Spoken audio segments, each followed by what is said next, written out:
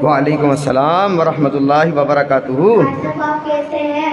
ठीक हूँ भाई, आप कैसे हैं? अल्हम्दुलिल्लाहि रब्बिल आलमीन अला कुल्ली हाल।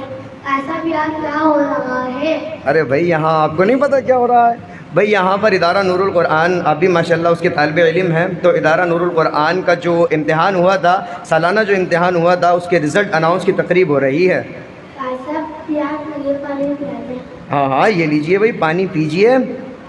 आपके दोस्त नज़र नहीं आ रहे कशफी? अस्सलाम वालेकुम रहमतुल्लाहि वबरकातुहू। वालेकुम अस्सलाम, कैसे हैं भाई कशफी आप? अल्हम्दुलिल्लाह हम ठीक हैं, आप कैसे हैं? जी अल्लाह का शुक्र, मैं भी ठीक हूँ। अरे गुलाम मुस्तफा भाई, ये आप क्या कर रहे हो?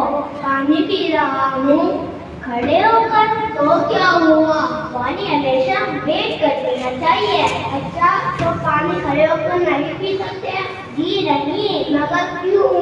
हमारे प्यारे आका मदनी मुस्तफा सल्लल्लाहु अलैहि वसल्लम ने फरमाया, पानी हमेशा बैठ कर, सीधे हाथ, 3 सांस और उजाले में पीना चाहिए। ये सुन्नत मुबारक है।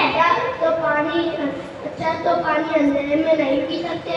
जी नहीं, अगर पानी अंधेरे में पिया और गिलास में कचरा वगैरह हुआ तो वो भी हमारे पेट में चला जाएगा, जिससे हम बीमार पड़ सकते हैं। अच्छा, तो पानी पीने का सही तरीका क्या है? ये देखिए, पहले बैठकर सीधे हाथ से बिस्मिल्लाह पढ़कर 3 सांस में पीना चाहिए।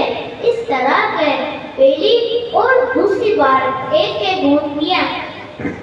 ये पहली घूंट और ये दूसरी घूंट और फिर तीसरी घूंट में जितना चाय पिए और आखिर में अल्हम्दुलिल्लाह भी कहे। जज़ाकल्लाहु खैरा। कशीबाए में ऐसे ही पानी पीऊंगा। तो प्यारे बच्चों और हाज़रीन, पानी हमेशा सुन्नत के मुताबिक पीना चाहिए और बचे हुए पानी को भी हरगिज़ ज़ाया नहीं करना चाहिए, क्योंकि पानी अल्लाह पाक की बहुत कीमती नेमत है।